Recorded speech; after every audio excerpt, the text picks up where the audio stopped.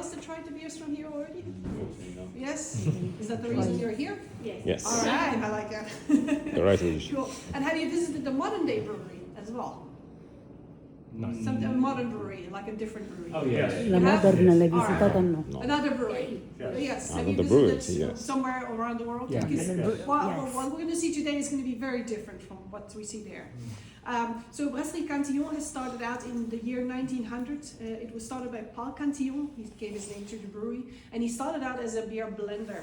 And as a blender, that means that he basically bought up other people's beers and started blending them into new products. That is how he started out. He got very good at this and decided he wanted to make his own beers as well to start blending with. So in the 1930s, he bought this building, and Cantillon has been here ever since. That's also where he started brewing. The equipment that we see here is nearly all from the 1930s. So he made this brewery to quite a success. After the Second World War, his two sons took over, Marcel and Robert, and they actually brought the brewery to an even higher point.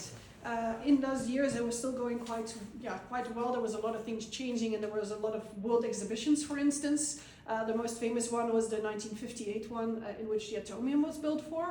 That was also the high point for Cantillon, actually, production-wise. For the Atomium build and all the palaces there, we brewed a large part of the beers that were served there, and they had over 500,000 liters of beer, Cantillon beer here in that year. That was basically the top production ever.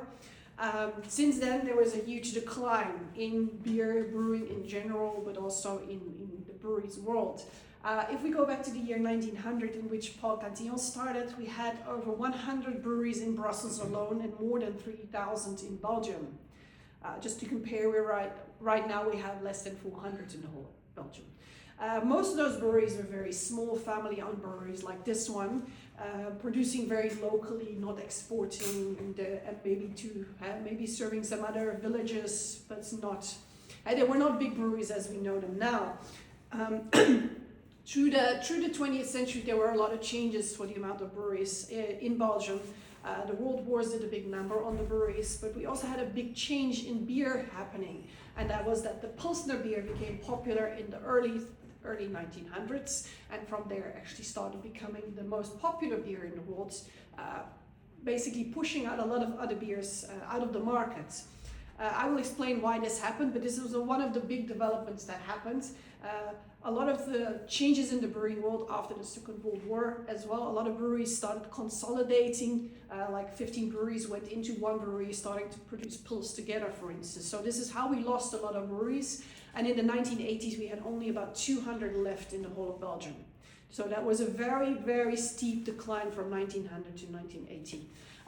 Cantillon was also suffering from this, especially because people liked the Pilsner beers more than they did like Lambic. So a lot of Lambic breweries just simply stopped. And Cantillon did not want to do that. Marcel and Robert were quite proud of it, but in the 1960s they were old and they felt like they deserved their pension and started trying to find somebody to take over this brewery. Nobody in the family wanted the brewery anymore. They had no interest whatsoever, and they said, please sell the building. We know somebody that wants to make this into a garage. That sounds like a way to get some money back. But they actually found somebody, the son-in-law of Marcel, Jean-Pierre Van Roy, who was married to his daughter. He actually said, oh, this sounds like fun, having my own brewery. Did not know a lot about beer, and he hadn't even stepped foot in here once, but he had a nice career in the music industry, but was like, yeah, why not? Be my own boss, it sounds really cool. So he said yes, not knowing what was going on in the beer world.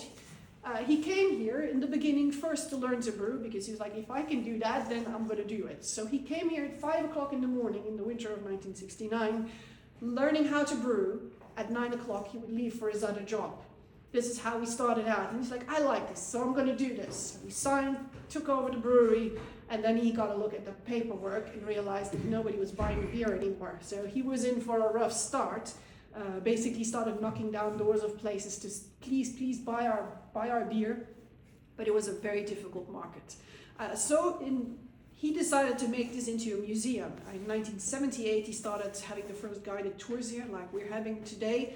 And this way, preserving the way of brewing. Explaining to people what the difference was between the beers here and how we keep doing it. This is actually what kept the brewery afloat.